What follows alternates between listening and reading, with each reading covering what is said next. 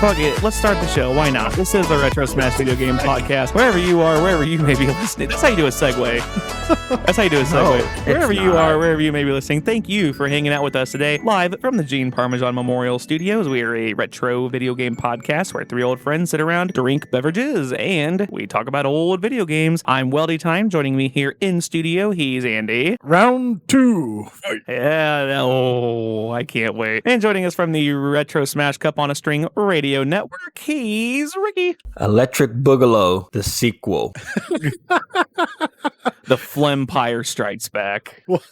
The Shempire Strikes Back. Like the Three Stooges, Shemp? I love it. Shemp is always the one that's like, so there's Mo, Harry, and Curly, and then all the trivia questions are like, who was the fourth and fifth Mystery Stooge. Mystery Three Stooges? Yeah, so it was Shemp, and it was like, I want to say... Did you say Harry or Larry? Harry. It's Larry. It's Harry. Mo, Harry, and Curly. Oh, Larry and Curly. No, because it's funny, because Harry is bald.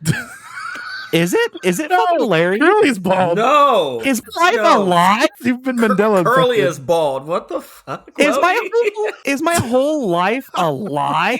Oh my god. What did that Will Sasso movie do to me? Oh my god. And you call yourself a podcaster for all things retro? Mo Howard, Man. Curly Howard, Larry Fine, then you got Shep Howard and Joe Baser. I don't know. Larry Jr., right? Larry Fine Jr., I guess. Okay, so I knew that one. And Curly was the bald one.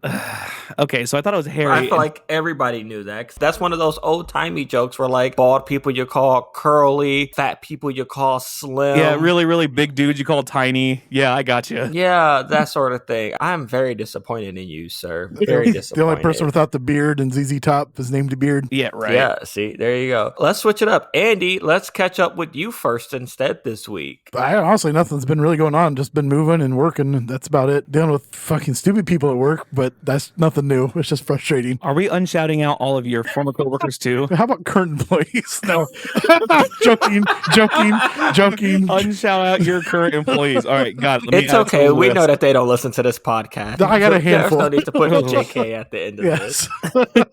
No, I think the most frustrating thing I've been dealing with recently, we've been having some bad winds up here. So a utility pole fell down and the cable wire didn't snap, but it was just very low hanging. First off, I called AEP because I thought it was the electric power line. Like, no, not us. Okay, so I called Comcast. I'm like, hey, your wire's hanging low.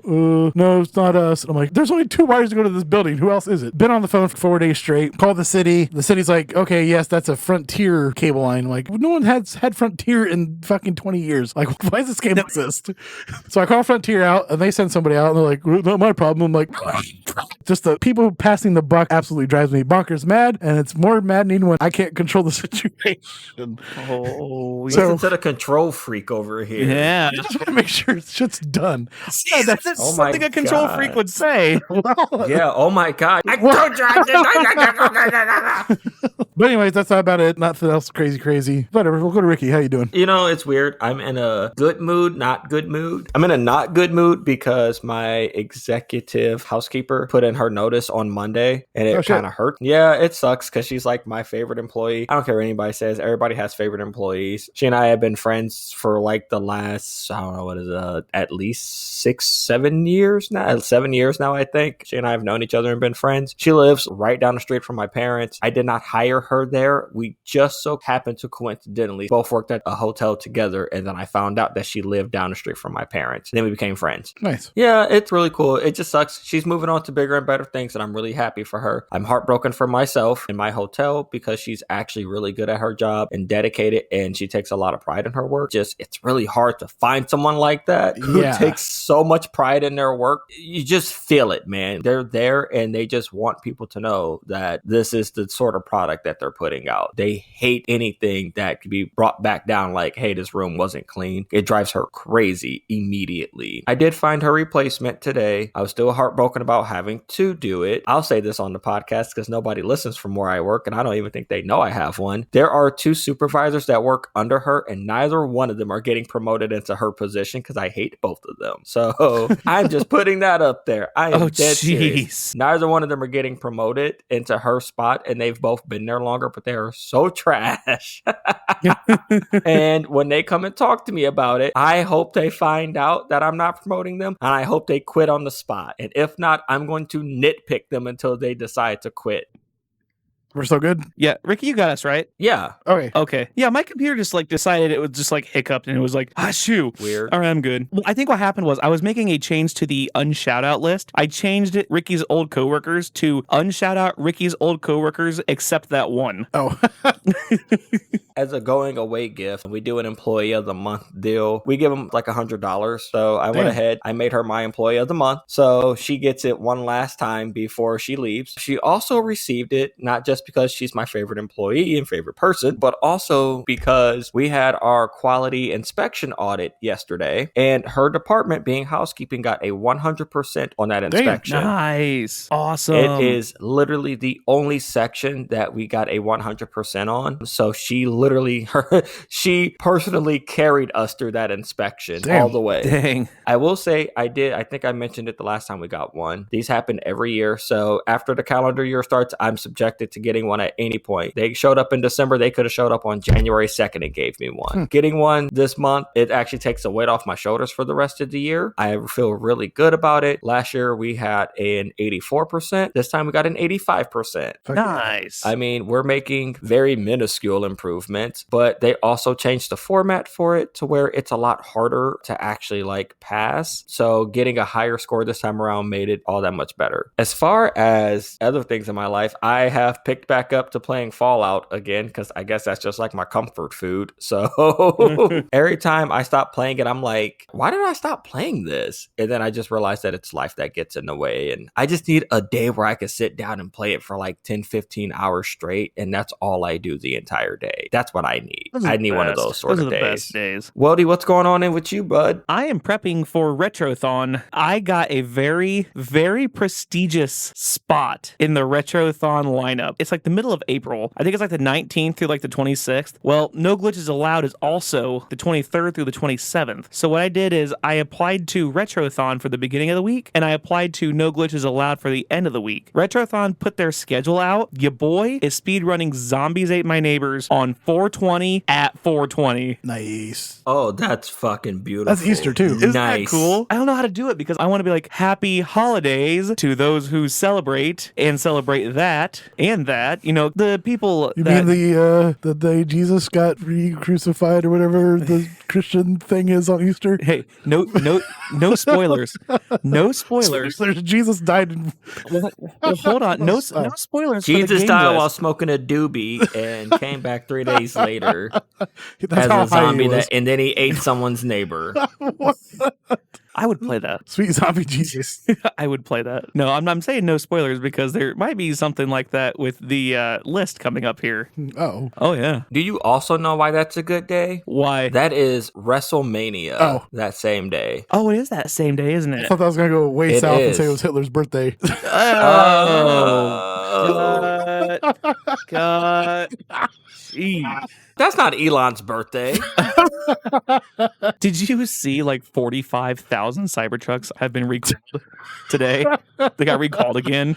Oops the daisy. It was like 2 or 3 hours ago. They dropped it on like CBS News and said like 45,000 Cybertrucks had to be recalled again, Jeez. which is like the full total amount in the United States or something crazy along those lines, but they all got recalled again. Beautiful. But anyway, I'm back to, in hockey terms, we're back to full strength. We binged the Reddit account. I got a new Discord account, which we're hoping to get a new Retro Smashed Discord here soon. Yes. I'll be working on that. There was no help from Microsoft or Sony. I got all my money refunded, but my old accounts and my old email are pretty much going to be Viking funeraled. So new email address, new Xbox Live account, new PlayStation account. The only thing that sucks is I had to get a new PlayStation account, but I had to like rebuy all my old games that I had on there. That's bullshit. Yeah, but the good thing is, because your boy loves retro games, they were all like $5-10. I don't know. I would have bugged the PlayStation and been like, yo. I did. I called them the day after it happened, and the guy that helped me was so good, and he was so great, and he was so great to work with, and he got me all set up, or so I thought. He must have had something incorrect when he was punching things in, because I tried to sign in afterwards, like the next day, and nothing happened. So I called them back, and I said, hey, I tried to log in with my new email address, like my email switched over, my password switched over. I tried to log into my PS5, and nothing's popping up. The guy verified, like, what's the last few transactions you had? I'm like, well, the last few transactions were fraudulent. He put me on hold for a little bit, and then came back and said, sir, are you still there? I said, yes.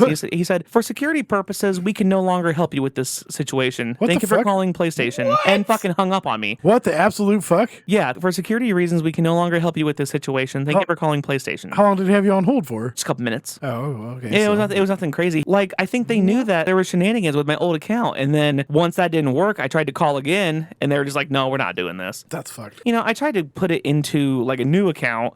It's just a nightmare because like I wanted to play Twisted Metal Black. Twisted Metal Black's one of the games that I had, so I had to rebuy it. Luckily, we got a little bit of a stipend from school, and I was able to purchase some of my games back. Not all of them, but some of them. I didn't have anything super expensive on there. Like I'm not $900 into Call of Duty or something stupid like that. Yeah. But still, it's just frustrating. I mean, it is what it is. We've got bigger things. I'm not gonna go into it. Listen to the Patreon. But yeah, that's about it. Are you kids ready? Are we doing the drinking part there? We can. I'm drinking an Alani just because I need the extra energy. That's the energy drink Alani, not the hard seltzer Alani. That's correct. Yes. Cherry slush Alani energy drink. Yes. So this is going to take me over my caffeine limit for the day, which I try to stay under 400 because that's what the USDA says. Their daily recommended amount of caffeine calories. Caffeine. Yeah. Yeah. Their daily recommended amount of caffeine is 400 milligrams. So I've been switching over to C4 packets for my caffeine, and that's like 200 a piece. I take one in the morning and then one before I go to the gym when I leave work. Right now, I have 16,458 steps. So this is like my extra push towards the end of the day. But Ricky, what are you drinking, kid? I'm drinking water. Oh, crap. Well, your boy, I just realized that since, I want to say last week, I have been drinking nonstop, and I realized I was like, whoa, you got to chill, bud. Podcast be damn, I've literally had alcohol every single night after I've gotten off of work. Whether it was me celebrating for the weekend, me celebrating for St. Patrick's Day, me celebrating for Austin 316 Day, I have literally had alcohol every single day, up to and including last Friday when I was at karaoke and I did 6 car bombs at the bar.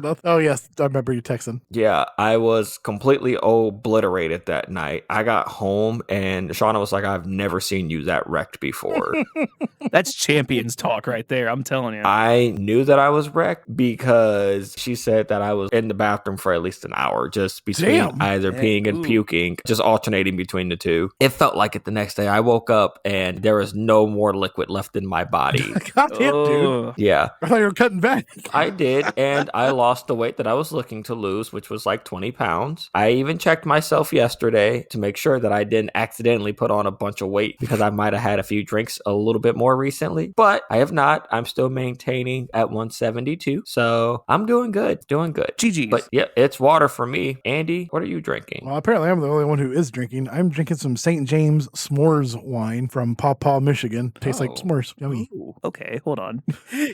you might have it. If this was Friday, I might take half that bottle, but no, I still got one more day. I'm down to about a half bottle as is. Oh, nice. All right, we're not doing the game today, are we? No, because you jabronis decided you wanted seconds. I don't know if I'm going to regret this or not. You couldn't get enough of it the first time, so guess what? You get it. I got 25 more third-party developers. And again, the rules are going to be the same as last time, which means we are not going to have Nintendo, Sega, Sony, SNK, Atari, and Mattel. We are also not going to have EA and Capcom. None of those are going to be on the list. And then none of the ones from the first list are going to be on there. So I got 25 brand new third-party developers for you to blind rank. So this time there better be LGN in here. No spoilers. I swear. No spoilers. I want to hear Team 17 in there somewhere. I said no spoilers. I do not have Team 17 in here. Oh, damn. This is about to be very interesting. We'll see how this goes. Yeah, I think you guys can do this. Number 1, Westwood Studios, an American video game developer based in Las Vegas, founded in 1985 as Brelius Software, but after 2 months got changed to Westwood Associates and later renamed to Westwood Studios when Virgin Games bought the company. The company was bought by EA alongside Virgin in 1998. January 2003, it was announced Westwood alongside Westwood Pacific would be merged into EA Los Angeles. The main location studio was closed later that year, so it was defunct March 31st, 2003. Products include the Eye of the Beholder series, The Legend of Kyrandia, the Dune series, Lands of Lore, and it was listed in the Guinness World Records for selling 30 million copies of Command and Conquer worldwide. Westwood Studios, number 1. I want to make sure we got this right. You said it's 25 this time, right? Yes, it is out of 25, yes. I just want to make sure I have my numbers right this time. I want to say that's pretty bottom barrel besides Command and Conquer. Command and Conquer is pretty good. For that, I'm willing to say 20. I kind of want to go lower. I don't know how crab this is going to be. 22? I'll take 22. Okay, 22 it is. Off to a good start. Number 2, Bullfrog Productions Limited, a British video game developer based in England, founded in 1987. The company gained recognition in 89 for their third release, Populous, and is well known for titles as Theme Park, Theme Hospital, Magic Carpet, Syndicate, and Dungeon Keeper. I want to be populous.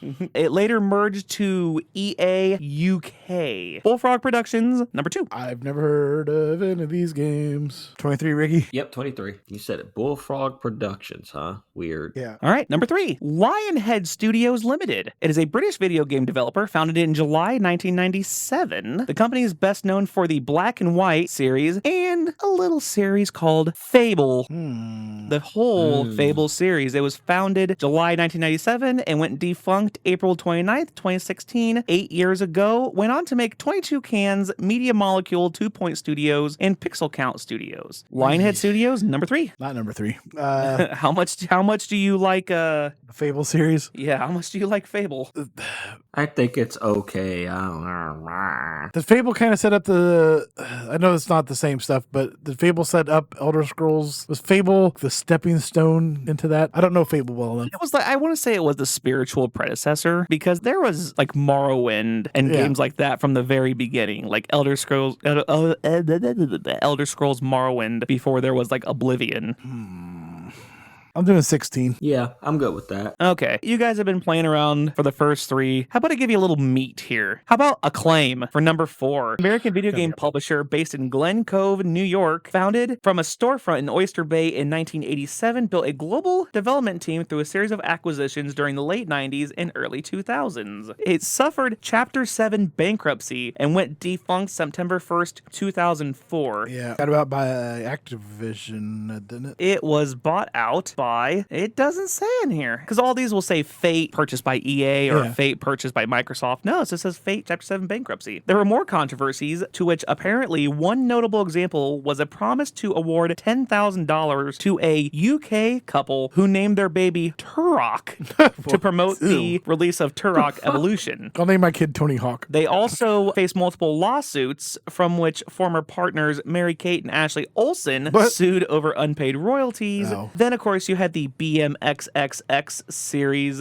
which is pretty much on its own. You know, other than that, they did WWF Royal Rumble, the RoboCop series, a little series called motherfucking Mortal Kombat, Super Smash TV, WWF Super WrestleMania, Arch Rivals, the arcade game, The Amazing Spider-Man 2, George Foreman's KO Boxing, the Alien and Predator series, The Simpsons, Bart Meets Radioactive Man, NBA All-Star Challenge, WWF Rage in the Cage, Simpsons Bart and the Beanstalk, NBA Jam, Boom Shakalaka, Virtual Bart, nice timing, WWF Raw, Wolverine and Wolverine Adamantium Rage, Itchy and Scratchy Miniature Golf Challenge, NBA Jam Tournament Edition, Demolition Man, just to name a few. Ooh, Frank Thomas Big Hurt Baseball. Yeah, they had a few stingers in there because they did a lot of movie license stuff. They did, but Acclaim, you wanted a little something. Acclaim is number 4. I'm going to say 11 or 12. Oh, I was going to go with 10. We'll do 10. Okay. I feel like for the birth home of Mortal Kombat, I feel like, you know. Yeah. Number 5, THQ. Yeah, there it is. There it is. Last American time video game asshole. company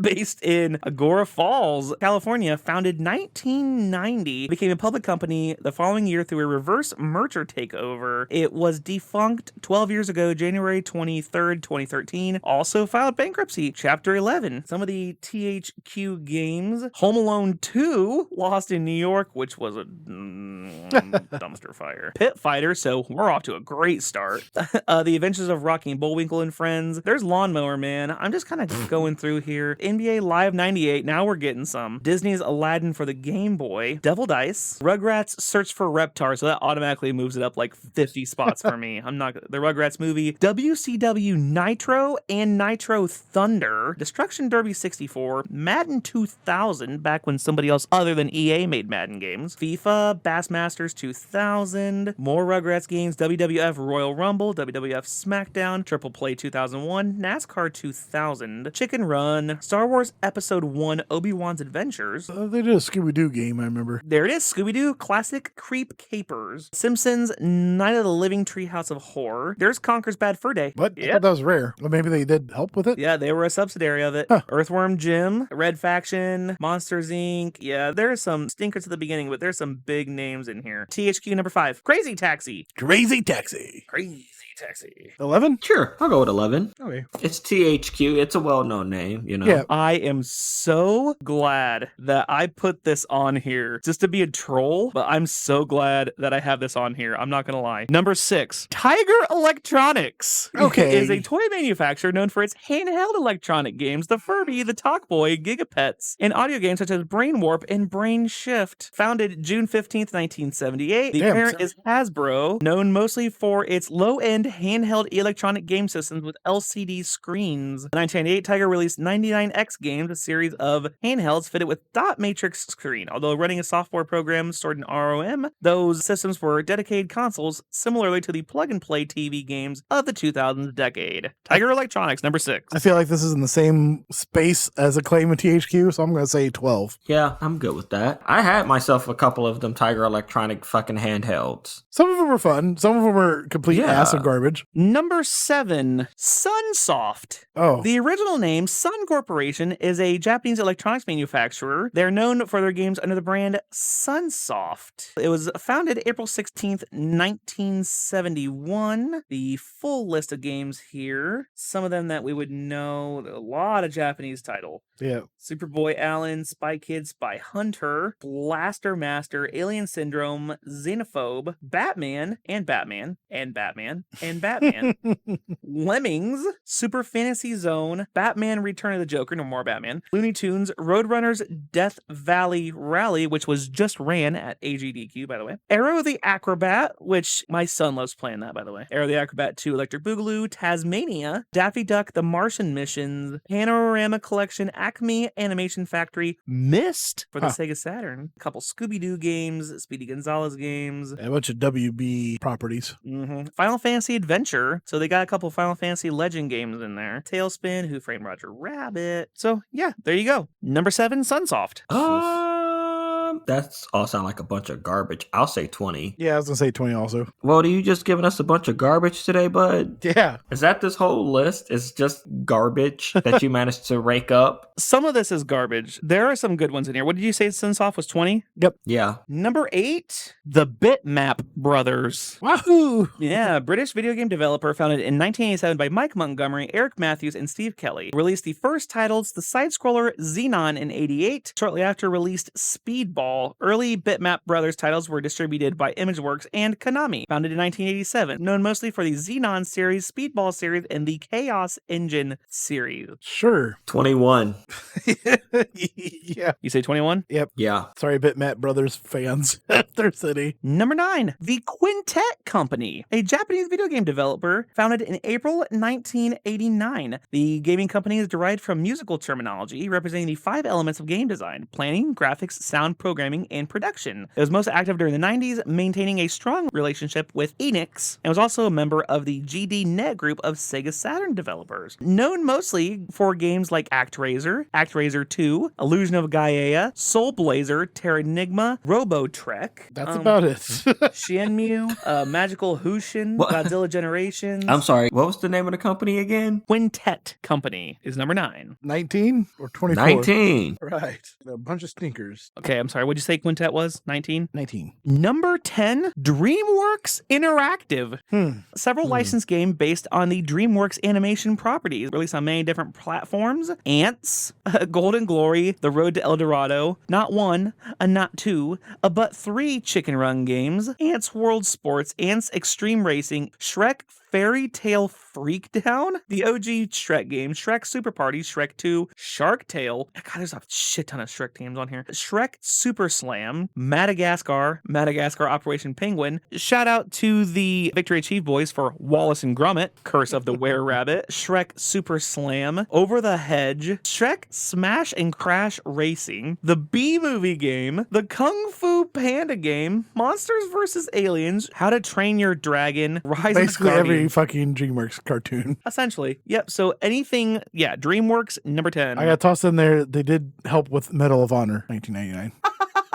That them and EA published it. Are you kidding me? I didn't see that in here. That's hilarious. Developed by DreamWorks Interactive and published by EA for the PlayStation 1999. That's awesome. I didn't catch that in here. That's great. But that's about it.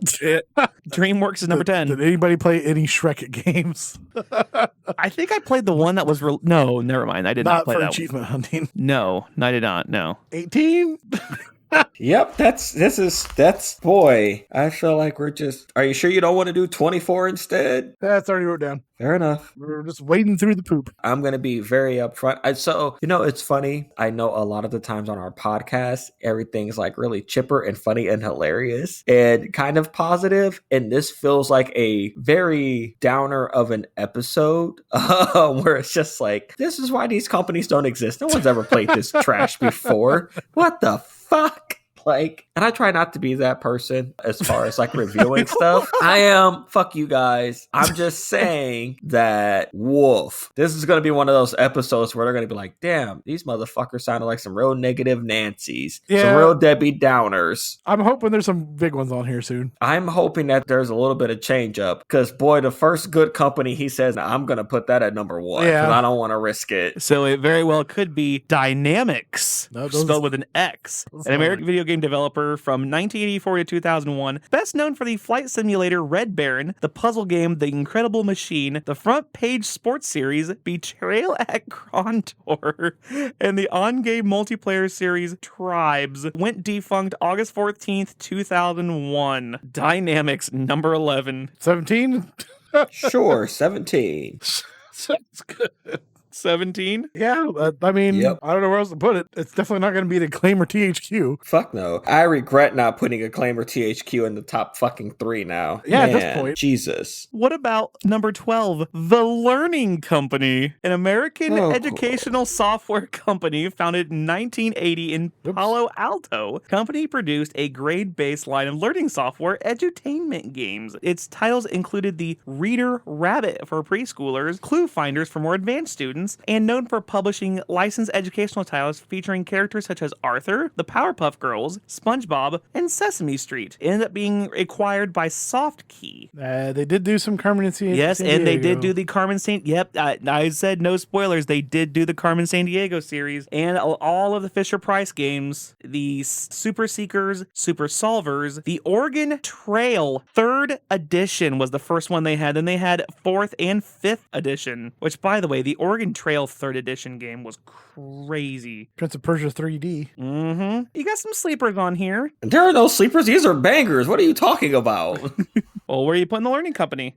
13? 3. What the fuck? 3? Holy macaroni. Why would you put it at 13? Why would you put this at 13? I mean, they didn't do a lot of good stuff. They did the Arthur series. I'm and, sorry, did he not just say Carmen San Diego? It wasn't the original Carmen San Diego. It was some spin-offs. Those are still good games. The 3rd edition of Oregon Trail, that was still good. Not the original. I played those Clue Finder games. Those were fun. I'll meet you at 5. Whatever. I'll go 5. Okay. Maybe, just maybe, we're not going to get a lot of good stuff, bud. And I don't want us to be fucked as far as the spits and scraps that we get end up in the back end. And then some garbage fucking shit that no one's ever heard of from Indonesia ends up number 1. You mean like last time? Could I interest you in Bizarre Creations at number 13, a British video game company based in Liverpool, best known for their racing titles Metropolis Street Racer and the Project Gotham racing series. They also developed Geometry Wars, Fur Fighters, and The Club. It was acquired by Activision in 2007 and subsequently completed its racer Blur in 2010. Went defunct February 18th, 2011. Also made some more Formula One series, Treasure Planet, Boom Boom Rocket, and the Geometry Wars series, Geometry Wars. James Bond 007 Bloodstone. Not that game. 15? 15. I'm almost positive that the fucking learning companies should have been put at number 1 now. We have 12 more to go, guys, and I feel like I am literally being dragged through glass and Legos right now for it. I'm apologizing right now for the back half. I am so sorry for the negativity that I am putting out. You're hanging in there. You're doing awesome. Number 14, Black Isle Studios is a division of Interplay founded in 96 that developed several role-playing games founded in 1996. Its successor was Obsidian Entertainment. Some of the games that they helped develop are just some games like Fallout, Fallout 2, Baldur's Gate Dark Alliance, Baldur's Gate 1 and 2, Baldur's Gate Throne of Ball, Lionheart Legacy of the Crusader, and the Black Isle compilation. So there, I don't want to hear it anymore. You got a little meat. I threw you a bone. the tiniest of bones. You gave me a pinky bone over here.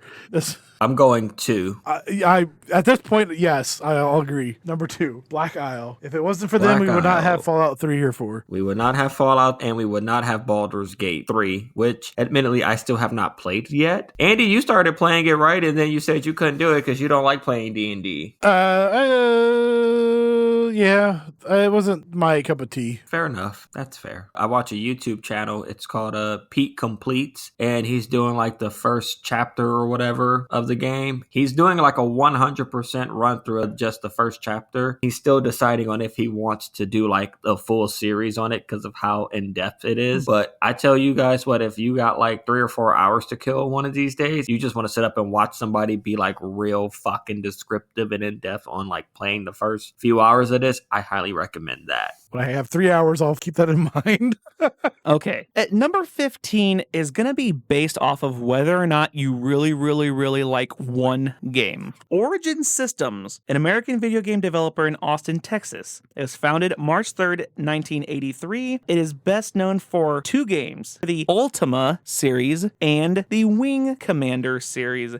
Went defunct February 2004. It was purchased by EA. So you have Ultima 3, Ultima 4. What are those, a couple of fucking simulators or some shit? Knights of Legend, Omega, Space Rogue, Tangled Tales, Windwalker, not Wind Waker, Windwalker, Bad Blood. Let me see if there's anything more recent. They're old school. Yeah, it's basically just Ultima 24. series. Yeah, we're gonna have to set that there. Yeah, and that's why I was like, this one might get a incomplete. This is a garbage list. I was excited. Number 16, Clover Studio, a Japanese video game developer funded and founded by Capcom. The studio developed the PS2 port of Beautiful Joe. Finally, some big names here. Yeah, and the other version of Beautiful Joe 2 for the GameCube, and the PS2 titles Okami and God Hand. It dissolved, went defunct March 2007. Yeah, I think that was it. Yeah, the 4 Beautiful Joe games, Okami and God Hand. So there you go, Clover Studio, number 16.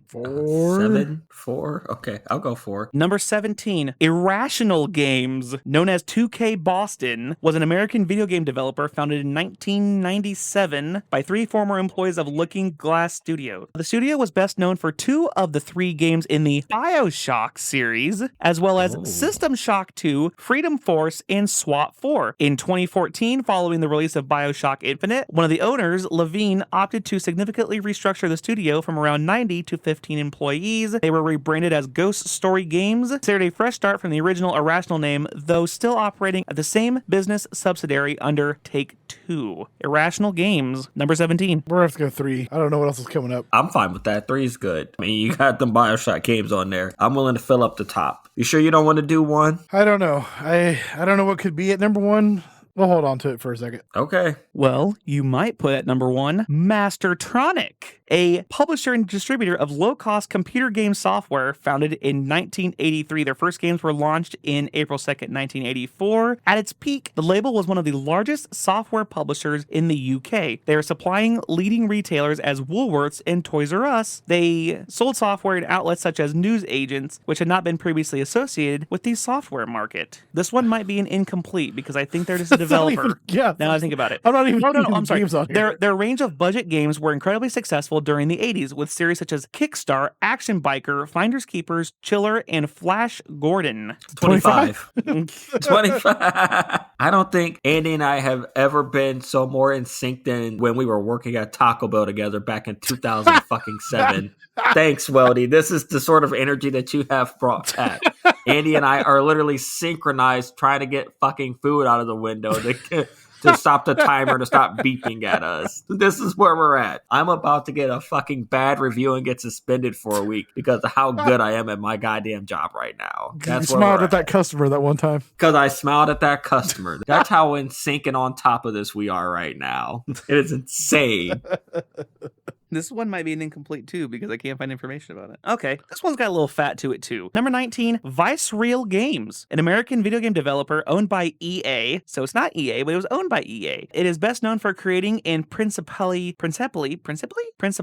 like principal, but with LY on the end. How the hell do you pronounce that? I don't know. Principally developing the Dead Space series. Oh, okay. And was involved with making Tiger Woods PGA Tour games. Visceral games. Jeez. Oh, I have been up since 5:40. I'm sorry. They made the PGA Tour series, the James Bond series, the Dead Space series, Army of Two, the Devil's Cartel, which was phenomenal, and Battlefield Hardline. Okay. Yes. Visceral. Whatever. I don't give a shit anymore. It's number 19. The Godfather also. And the Simpsons game. That was a pretty fun game. At this point, I'm going to put it at 1 or 6. I don't know how much better we can get here. Oh my God. Fuck. Wait a second. Can I get those games one more time before I make this? I want to hear them one more time. Yeah, Tiger Woods. Dead Space. The Simpsons game, the one for the Xbox and the PlayStation. James Bond, Everything or Nothing. The Lord of the Rings, The Third Age. The Godfather game. Something called My Sims. I'm assuming not Sims. But they did help with making the Sims 2 Pets and Castaway and Apartment Life add-ons. Okay. Jesus Christ. We should have went with the Rational Games for number 1. Dante's Inferno. That was a fun game. Ooh, I did not have that on there. Army of Two. Thank you. I had Army of Two. Army of Two on there. Okay, fuck it. This is number 1. Fuck it. Hug it, chug All it, right, football. Visceral Games. Number 1. That's your number 1. It's gonna have to be. I'm gonna lose my brains if be. something else is on here. Yeah. Okay. Number 20. American Video Entertainment, an American video game company based in San Jose. The company developed unlicensed video games for the NES. The list of games included Blackjack, Q-Stick, Death Bots, Double Strike, Dudes with Attitude, F-15 City War, Impossible Mission 2. By the way, none of these have their own Wikipedia page in case you're curious. I know. Maxi Vision 15 and 1, Mermaids of Atlantis, Puzzle, Pyramid, More Solitaire, Trolls on Treasure Island, Ultimate League Soccer, Venice Beach Volleyball, and Wally Bear and the No Gang. 14? Yep. You guys have 5 spots left, and one of them is going to be taken by Wisdom Tree, an American developer of Christian video games. Yeah. It's an offshoot of Color Dreams, one of the first companies to work around Nintendo's 10 NES lockout chip technology. Wisdom Tree's games have a Christian theme, were often sold in Christian bookstores. The games adapt Bible stories appeal to the video game era, which I will absolutely say. They made Exodus in 1991. If there's ever a book in the Bible, I will straight up, as a Christian, I will straight up say, if you were ever to make a game about like war that's absolutely exciting, it's gotta be the Book of Joshua. I'll just say that right now. That's the one you want to make a video game. There are so many wars and battles going on in that. Is that where the lady turns to salt? No, I don't believe so. That'd be Lot's wife. No, I don't think it's in Joshua. But yeah, Joshua basically led the Israelites after Moses died. Oh, okay. So Joshua had the Battle of Jericho and the War of Ai. He was Jericho basically put him in the Crippler Crossfade. Oh my God. he hit him with the code breaker. They actually did make a Joshua in the Battle of Jericho game. Super 3D Noah's Ark, Sunday Fun Day, King of Kings, The Early Years, Exodus, and the OG Bible Adventures 1991. I cannot believe that this motherfucker slipped in the motherfucking Bible fucking series on us. Weldy, you're dead to me, by the way. I guess 8, maybe? Why not 13? Might as well. 13, sure. No, I'm fine. No, you're right. 8, because at a certain point, there's going to be some real trash that's going to get slipped in here. Yeah. I might not be a Bible person or a religious person, might not have actual religious fans who have played these games. I don't know who you are, especially after listening to my heathen ass. But maybe you guys have enjoyed said games from the Bible and the Bibling adventures of Joshua and Jericho. This next was a little controversial. controversial. Number 22, MECC, the Minnesota Educational Computing Consortium, an organization found in 1973, best known for its edutainment video There games. you go, Ricky. Yep, Okay. your Oregon Trail. There it is. Word munchers. There It was is. acquired by Softkey in 1995. The reason I'm saying this is controversial because there was a game that I'm reading this on Wikipedia. There was a game that basically, I don't know if I can even say this. Can I say this? Well, if not. We're an adult podcast, bud. I mean, Well, okay. So the game Freedom had the player try to escape from slavery on the Underground Railroad. Was released in 1992, but pulled from the market in 93 following complaints from parents about its classroom use. Other than that, it had the Secret Island of Dr. Quandary, Yukon Trail, the Amazon Trail, Number Munchers, Word Munchers, Super Munchers, Lemonade Stand, Spellevator, Storybook Weaver, Jenny's Journey, and Dino Park Tycoon. MECC is number 22. Let's just slap it right by 6. what? Don't we have something for 6? No. Oh, all right. 6 is good. I was going to say 7, but 6 is good because you know what? I don't think we're going to get anything better realistically. Yep. And those edutainment games are really fucking good. I played a lot of Word Munchers and Number Munchers. I'll give it that just off of that alone. Those games were fun. You said a minute ago that I was dead to you. I'm about to be really dead to you. Number 23, Neversoft. Fuck you. We're a Fuck community you. developer. Fuck you. Fuck you. Fuck you. Fuck you. Founded in July 94, merged with Infinity Ward products, the Tony Hawk series, Spider-Man, Gun, the Guitar Hero series, and the Call of Duty series. Fuck you. 7, because where else is it going to go? Yeah, 7. I swear to Jesus. So these next 2 are going to be top tier bullshit. We delved through the bullshit, the lights coming and like, oh my fuck, God. Fuck you. So mad at me. I'm just going to throw this out here right now so everybody understands that's listening to this episode. If you ever want to hear the worst way to piss off people, this is the exact way to do it because you want to be a troll to your friends. This is how you do it. Just ruin the whole entire concept just for the lols. That's what he did. Listen. I ran a random number generator on this. That's why I said this one was going to be particularly evil, but you guys didn't save room for dessert. You guys didn't save room for dessert. Number 24, Universal Entertainment. Formerly known as Aruse Corporation, a Japanese manufacturer of pachinko, slot machine, arcade games, and other products, and a publisher of video games, founded December 2nd, 1969. They initially earned success with arcade video games, such as Speed Race, Scratch. Scratch was Japan's 4th highest earning arcade game in 1978. Cosmic Hunt Monsters was a Space Invaders clone that became the 6th highest earning video game in the same year. The other games they made include Space Panic, Mr. Do, Mr. Do's Castle, Mr. Do's Wild Ride, Do, Run Run, Jumping Jack, Super Don Quixote, Shadow Hearts Covenant, Shadow Hearts from the New World. Let's see, whatever happened to them? Who cares? 13. 13.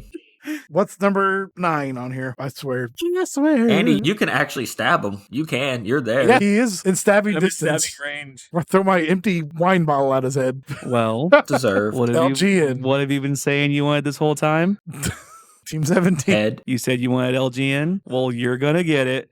Next time, 989 Studios, a division of Sony Computer Company. Games included EverQuest, Twisted Metal 3, which was Booty Cheeks, Twisted Metal 4, which was okay, Siphon Filter 2, Jet Moto 3, Bust a Move, and others, including ESPN Extreme Games, NCAA Game Breaker 98, NFL Game Day 96, 97, 98, Warhawk, the Cool Borders series, the Jet Moto series, the Siphon Filter series, and then as 989 Sports did the MLB series, NCAA Final 4, Gretzky Face Off. So there, you get 989 Studios at number 9. It's not a That's terrible not end. awful. See, look, I did you good. Andy, do you want to go through 25 to 1 for us? I suppose here, if I could read my chicken scratches. Number 25, Mastertronic. 24, Origin Systems. 23, Bullfrog Productions. 22, Westwood Studios. 21, Bitman Brothers. 20, Sunsoft. 19, Quintent Company. 18, DreamWorks Interactive. 17, Dynamics. 16, Lionhead Studios. 15, Bizarre. 14, American Video Entertainment. Number 13, Unreal Entertainment. 12, Tiger Electronics. 11, THQ. 10, Acclaim. 9, 989 Studios. 8, Wisdom Tree. 7, Neversoft. Fuck you. 6, Mech. 5, The Learning Company, 4, Clover Studio, 3, Irrational Games, 2, Black Isle, and 1, Visceral Games, or as Weldy calls it, Vice Real Games. And if you have one of those that you think should be higher on the list, or should be a loader, oh my god, why can't you talk? Fruit Loader. Where can they bitch at me for? Where can they bitch at us? We're on the Google internet at retrosmashed at gmail.com. Sorry, where am I at? Retrosmashed at gmail.com. We do have an email. Before I go into it, though, we just got a letter. Wonder who it's from. So we did get an email this week. This is from Morgan. They work at thebridgeteachers.com. They say, I couldn't help but chuckle at your latest episode. That dive into bad dad rock and reminiscing about those iconic 90s PSA moments was pure nostalgia gold. Your chemistry and humor makes entertaining listen, and I have someone who would fit perfectly into your game-loving vibe. Enter Brian, a master at bridging the gap between strategy and fun. His forte lies in bridge. His passion for games and teaching would be a fascinating addition to your show. He has a great, unique way of making complex strategies sound like a breeze. His journey is peppered with remarkable tales from the stage to the bridge table. His stories are as engaging as a good retro game. Let me know if you're open to a guest who can bring both brains and banter to your next episode. Morgan also gave us a few more emails here, sending this with all the excitement of opening a brand new game cartridge. Have you had a chance to consider having Brian on the show? Picture this an episode where gaming meets strategic brilliance. Okay. He's not just any bridge player. He's a storyteller who could transform game strategies into adventures. His journey from the theater to the table has left him with stories as colorful as any Disney ride you have mentioned. So they are listening to our podcast. So yes. Thank you, Morgan. I vote we have them on soon. Yes. Maybe here in a little bit. Morgan, I'm going to reach out to you through this email, and we'll see if we can get Brian in here for a podcast episode. I don't know about a bridge game. I don't know. It's like, okay, so bridge is basically, so we here in the Midwest, we play euchre. So bridge is basically super euchre, essentially. Yes, essentially. But I didn't know what kind of video game he wanted to. Maybe we like to do like card and board games. Oh yeah, that could be. You played Inscription. Inscription, yes. And Bellatra is pretty popular right now. Yes. So yeah, maybe we could do that. Maybe we could do a card and board game episode. So I'll reach out to you by the time you hear this actual episode. Hopefully you've already seen the email because you've emailed me 3 times. But yeah, we'll reach out to you, see what's going on, and let's get Brian on the podcast here. Yeah, and if you think you could be a cool co-host for us for an episode, let us know. Say, hey, I can bring something cool to the table. Andy, where can they say, hey, I kind of want to join you guys for an episode? Where can they reach us? Well, again, retrosmash@gmail.com, like I said earlier. All right, good enough for me. Happy time, people. Happy 33rd anniversary Shining Force. Released 1992 in Japan. There's a lot of games on March 20th they're just big names. All of these released on March 20th. So Shining Force, 33 years ago. Symphony of the Night, 28 years ago. I saw that. Tekken 3, 28 years ago. Yu-Gi-Oh! Forbidden Memories, 23 years ago. Elder Scrolls 4 Oblivion, 19 years ago. Stalker, Shadow of Chernobyl, 18 years ago. Yu-Gi-Oh! World Championship 2007, 18 years ago. And then these are not necessarily retro, but still over 10 years old. 13 years ago had a quartet of games: Armored Core 5, Resident Evil Operation Raccoon City, the Silent Hill HD collection, and Warriors Orochi 3. All 13 years ago this week in 2012. Talking about Wario, that was released 31 years ago. Was it really? Wario Land, Super Mario Land 2. Ooh. I don't know if we did it last week. Super Metroid, 31 years ago. Oh my god, did we miss that? I think we did the Super Metroid 30th anniversary last year, and I just blanked on it. And Chrono Trigger, 30 years ago. Oh, that hurts my heart. Get your old man heart going. Oh, God. Happy 550th birthday, Jesus. Michelangelo. Oh, happy birthday. That's the worst turtle. Oh, it's what would have been Mr. Rogers' 90th birthday. Happy 42 years ago this week. Happy 42nd anniversary. The first episode of the Bob and Tom Show, released on Q95 in WFBQ Indianapolis. Later became nationally syndicated on the Westwood One station at the beginning of 2014. Enjoys extensive popularity, has a frequency received recognition by the National Association of Broadcasters. Cumulus Media describes the program as the most successful nationally syndicated morning drama drive show in history, and I have listened as long as I have been alive. Yeah, yep, same. As long as it's been around, man. I don't know if they will ever hear this, but yes, shout out to the Bob and Tom Show and Chrissy Lee and Chick McGee. Yes. Happy 106th anniversary, the opening of Pebble Beach Golf Course. Huh. Yeah, opened $2. Got you 18 holes there. This is a big one. Happy 50th anniversary, Monty Python and the Holy Grail. Wow. Yeah. Released April 3rd, 1975. Wow. Happy 30th birthday to both the Arizona Diamondbacks and the Tampa Bay Rays, as they were awarded franchises in Arizona and Tampa Bay this week in 1995. Happy 25th anniversary, the original Final Destination movie, the first one in the series, March 17th, 2000. The second one's the only important one. I was literally on the way down here behind a fucking truck with logs on it. Everyone does it. Yep. Every millennial, like, nope, I'm going to the other lane. Every millennial has seen those. Happy 37 years of Rick rolling. Never gonna give you up. Yeah, March Never 12th, let you 1988. Rick Astley begins a 2-week run at number 1 with Never Gonna Give You Up. You have to listen to the top 20 from this week in 1988. This list is insane. Can you do it in Casey Kasem's voice? I can try to do it in the Casey Kasem. You sound like George the Beatle. What does it sound like one of the Beatles?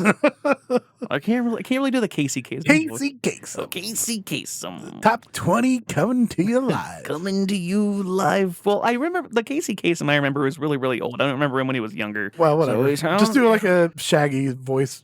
He did voice of Shaggy, by the way. At number 20, Hungry Eyes from Eric Carmen. Number 19, Girlfriend by Pebbles. Number 18, I'm not doing the voice. Number 18, What Have I Done to Deserve This by the Pet Shop Boys and Dusty Springfield. Number 17, Michael Bolton's version of Sitting on the Dock of the Bay. Number 16, Rocket to You by the Jets. Number 15, Be Still My Beating Heart by Sting. Number 14, Hysteria by Def Leppard. Number 13, Love Overboard by Gladys Knight and the Pips. Number 12, Get Out of My Dreams, Get Into My Car by Billy Ocean. Mm-hmm. Best fucking song ever. Yes, I will second that Well, notion. apparently it's not. It's only number 5.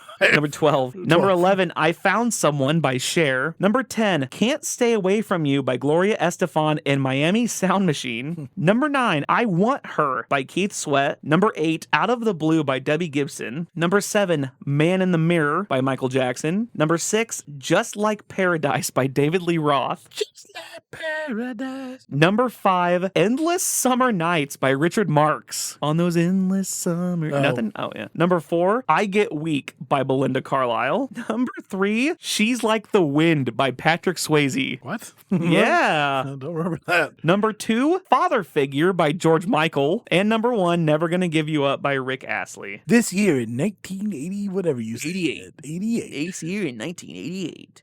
Also, back in 1997, the 28th anniversary of the release of Toonami Oh, on yeah. Cartoon Network. And finally, happy trails to 380 million years of work straight in the trash. A college professor in New Jersey claims that his 380 million-year-old fossils ended up in a landfill due to negligence from his university per a civil complaint. Martin Becker, by the way, I'm reading this cold, which is always the best way to read these. Martin Becker, a professor at the Department of Educational Science at William Patterson University, allegedly spent, quote, hundreds upon hundreds of hours from his 18-year career collecting the Devonian Age marine invertebrate fossils that were lost. A civil suit obtained by People magazine. The fossils, quote, were transported in glacier boulders over a period of several million years during Earth's last glaciation and ended up in the area of Wayne, New Jersey. Wow. For some reason. Should be around for 380 million years and you fucking end up in New Jersey. Jersey, yeah. Shout out New Jersey. According to the lawsuit, Becker and a colleague had recently decided to collaborate on a, quote, comprehensive monograph featuring the fossils assemblage. Because of this, Becker sent 80% of his collection to an unidentified colleague in Florida. He packaged 19 packages worth of fossils weighing about 20 to 60 pounds each and handed them over to Raymond Boone, a university mailroom supervisor who was named named as a defendant in the lawsuit. After the packages had not arrived by August, Becker allegedly attempted to get a hold of Boone and was given a tracking number on August 16th, which he said they were in Parsippany awaiting delivery. Their client learned that the packages were dumped at an unidentified landfill somewhere in or around Nashville, Tennessee. Damn. The lawsuit claims further alleging that the university's account with UPS had been canceled as of April 2024 and that Boone knew about the cancellation since July 8th, 2024. The lawsuit claims Becker had suffered damages and had incurred medical expenses due to emotional distress resulting from the destruction of his life's work. The amount of compensatory damages he is seeking was not disclosed. Speaking of things that are compensatory damages, Andy, where can they find you? You can't find me anywhere, but I am in charge of the Retro Smash stuff. So follow us on Patreon at Retro Smash. Shout out Day and Age Streetcar. Shout out our newest listener, Zombie Loves Pie. They donate $1 per month and they get to listen to the behind the scenes Ricky Ramblings, where you too could donate $1 per month and listen to Ricky, or more so recently, Weldy and I talk about stupid shit. Sounds about right. We got some stickers. There's a Can You Take Me Higher tier. It's if you want to give us extra money, whatever. If you don't want to, cool. If you don't even want to give me the $1, just like reach out to Weldy or I we are just drowning in bumper stickers. So just reach out. We'll toss those bumper stickers to you. Other than that, we are on currently still X, Twitter, whatever the fuck you want to call it, at retro_smashed. We are on Blue Sky Retro Smashed. We are on Instagram Retro Smashed. We are on TikTok Retro Smashed. Hopefully Discord coming soon if Weldy puts that together. Yeah. But whatever. Just look at Retro Smashed. You'll find us. You'll find us somewhere. I was going to bring up a few podcasts here. Yeah, sure, go ahead. So I do want to give a shout out, obviously, to Victory Achieved. Thank you, boys. You helped us so much in getting us pushed through to like get where we're going. We recently hit 4,000 downloads. But I want to give a shout out to a few more podcasts that I've been listening to anyways. There's one called Smashing Bricks. They are also another retro video game podcast. They do very informative things of how games work versus our stupid bullshitty stuff. There's also Retro Wars. I brought this up last episode. They kind of fight about different video games, but they also kind of give you behind the scenes stuff. And also Chris Redfield, voice actor, he does a podcast currently called Survivor Horror Podcast. They talk about mostly Resident Evil stuff, but sometimes they throw some other survival horror type video games in there. Okay, sorry. Ricky, where you at? I guess you guys can find me trolling around back on Twitter every now and then. I'm at AfroKing89. I'm on Blue Sky under Ricky.mj. That sounds right. That's about it. I got nothing else. You guys can't find me any fucking where. Weldy. There's only 2 spots you can find me anymore. It's just twitch.tv/WeldyTime every Sunday, Monday, Tuesday, and Wednesday. Restrictions apply. See store for details. And you can find me at the YouTubes at youtube.tv/@WeldyTime. You can find all my old speedruns. And those are the only 2 places I am anymore. We're also on YouTube. Sorry. Oh, you can find the Retro Smashed podcast where Andy is working his ass off to not only put the new ones out, but he is putting the old ones out that me and Eric did. Yep, slowly but surely. Yeah, and he's doing a great job of doing all that, and he is just the best editor we've ever had. Oh, sorry, Eric. So, well, I mean, best, and that was best one we've had since last July, 2 Julys ago. I don't know, the best one we've had since Eric. Let's put it that way.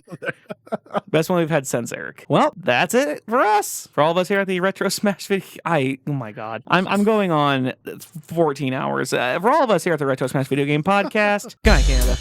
That's our 51st state right there. Yeah. Elbows up, boys.